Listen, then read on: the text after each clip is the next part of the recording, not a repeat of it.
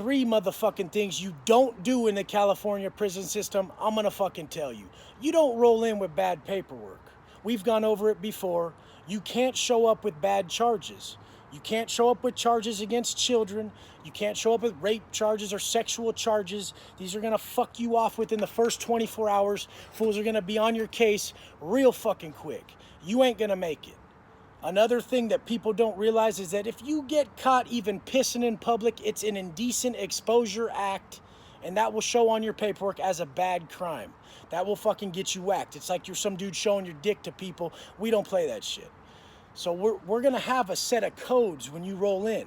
You're gonna roll in, you're gonna hand the higher ups your paperwork, which we call your driver's license, and we're gonna check these codes that you've been busted for. Your paperwork is the charges you got busted for, the charges you got in court.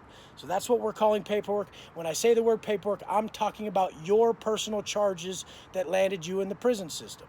So we're gonna check. We're gonna make sure your charges you are currently busted on are good, and you're not a piece of shit. And then we're gonna background check you through Megan's Law and make sure you don't have anything that you didn't check in for or anything that isn't this current case. So we're gonna background check your whole fucking history and make sure you ain't a piece of shit. Now, you're not gonna be able to hide. Anything you've ever done, snitching, fucking crimes against children, chomo shit, all that shit's gonna follow you everywhere, and you ain't gonna make it. I've been on plenty of fucking yards where someone was talking some high power Howard, politic Rick, fucking I'm super gangster shit, and all of a sudden someone rolled up, told him that fool snitched on me, and all of a sudden he was gone. He rolled it up the second he saw his homeboy roll up. Now, I've seen this happen with motherfuckers who came off the yard. They were at Calipat for 15 years. No one even knew till they were at La Palma in Arizona, some weak-ass place, and someone rolled up and said, wait, I got the paperwork on that motherfucker. Now, this is what you don't fucking do, is roll up with bad paperwork. And you don't roll up and say, I don't got my paperwork. You roll up with your paperwork. You show up correct. Every fucking yard I roll up to, I show up correct. I got my paperwork hooped. I'm pulling it out within 2 minutes. It's going to be readily accessible for whoever's got the keys. Whoever's got the keys is the person who's got the yard. Whoever's got the yard is the person who's known as the shot caller. Keys can also be for the block. The block you roll into, you're showing that person your paperwork. Now, I've always been someone next in line when I roll up to a spot to have the keys or have the block because my get down is solid. Even though there's fools who fucking done more time, have stronger affiliations, whatever, I always outshine them with my conduct and my program and my character, and I'm always next in line. Everybody fucking knows this.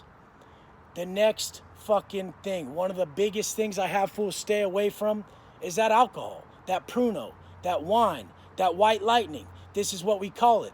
Some spots for a $50, $25 green dot, you could get a soda bottle of White Lightning. That's like having a pint of hard liquor. When you haven't drank in a while, you're gonna be pretty fucked up off that. You're gonna fuck your day off. You're gonna drink that shit, you better stay in the fucking house. A lot of places, you're gonna have to stay in the house. They ain't gonna let you come out your cell drunk. But some places don't care and dipshits get all drunk in the day room or whatever. I've done it. It was a mistake every fucking time. This one time in general, my boy Pirate from IE, he's a motherfucker. That's my straight fucking homeboy. He did my SoCal tats. He branded me up. That's real shit. But anyways, he fucking gets drunk with his homeboy. They start getting into words. These fools are down right before they start drinking, like many of us on the street have been. They start getting into words. Pirate ain't having it. We're watching it through a window. And he blasts that fool right in front of all the cops. The fool is such a little bitch that he just gets knocked out. He doesn't even fucking stand up or nothing after one hit. He's just knocked out. So now since he's knocked out, he can't deny the medical attention. When there's medical attention needed, you're getting a GBI. A GBI, assault GBI, is a fucking strike. Pirate had 2 strikes, one for a murder back in the day, the next one for a fucking another robbery in the first. So now he's done. He just got a life sentence because he got fucking drunk. If he pleads out and doesn't try to fight the life sentence they'll give him for the 3rd strike, if he tries to take a plea, it's gonna be 15 fucking years, and he's gonna be super bummed that he decided to drink that fucking wine that day. So don't make these mistakes. We fucking know better. We always fucking do. One of the biggest fucking problems in the pen, the biggest problem, is the dope. Do not co-sign for dope for one of your boys. Dope fiends usually don't pay their fucking debts, and it's gonna end fucking bad. Particularly, this one time, it was disgusting. It was one of the worst things I've ever seen, and it happened very quickly. The homeboy Viking from Dago, his celly, couldn't pay on the 150 that he co-signed for him on another race on. It took him about 10 seconds. He went and grabbed that bone crusher. He held his own celly down in the fucking day room in front of everybody. And before we knew it, he was already on the third pump, just pushing this fucking 10-inch fucking bone crusher into homie's chest.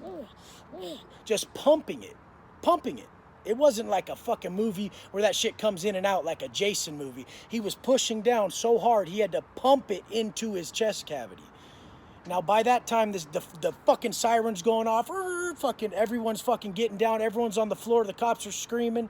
And this fool is still pumping this 10-inch knife into this fool's chest. Over 150 fucking bucks. But it wasn't the 150 bucks. It was his fucking word. Your word is gold in there. You don't break it for nothing or you lose your fucking life. That's as simple as it is. That's why I'm the way I am out here when people don't hold their word. Because I was in a place where holding your word was life or death.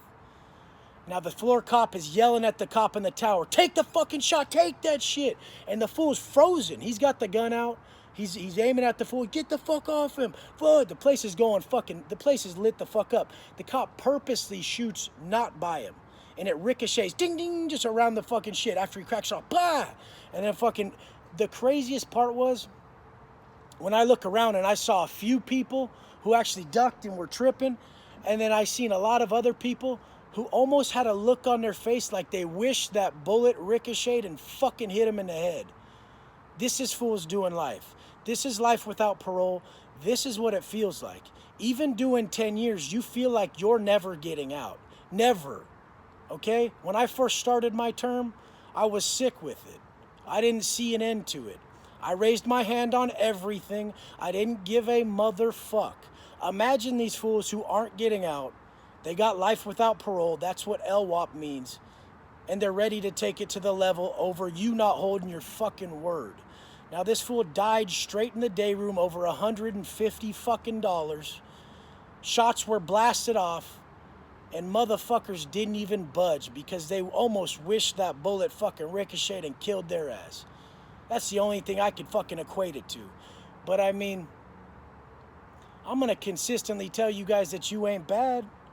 I'm going to consistently tell you that you don't want what you're asking for with your actions. I didn't know what I was getting into. I just thought it wouldn't happen to me. Then the day them U.S. Marshals put that AR-15 in my motherfucking face, I knew it was over. I knew it was over. I had been wilding out.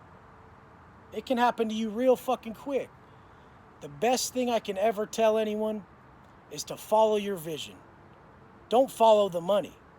It's going to end real fucking bad.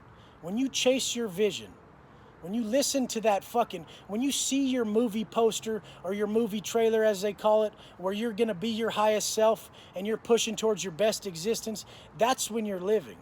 That's when you're fucking following your true path. Who do you think's supplying you with this vision? This vision is meant for you. They say talent hits a target nobody else can hit, but genius hits a target nobody else can see. To follow your personal vision is what the definition of genius is. Your vision doesn't end with you in prison. Your vision doesn't end with your mom in tears, doesn't end with your fucking daughter or your chick missing you or having to visit you in that shitty ass fucking visiting room. Push yourself to be the best you can be. Don't take the bitch ass easy route like these fake tough guys. And when someone like me is putting his ass on the line to tell you to change your life, take that as respect. Take that as the fact that I see higher potential in you, and take that as a mistake that I made in my past. You know what they say about the guy who has the most wisdom? Is that he made the most motherfucking mistakes. I'm admitting mine to you on the daily. When we can be accountable and admit our mistakes, now we can truly change. I hope this for you guys with every ounce of my being, because honestly, that life ain't for nobody. People say that phrase, you ain't about that life. They ain't about that fucking life. They want to live this life. They want to be able to be out here and buy their daughter a bike for her birthday. They don't want to be in there asking for $100 for some motherfucking canteen. You don't even know the amount of pain that is for a grown-ass man to have to ask his family for a couple fucking dollars when he knows he wish he could be out on the fucking, in the real world working hard to show his love. Don't put yourself in that fucking position. That shit's for bitches.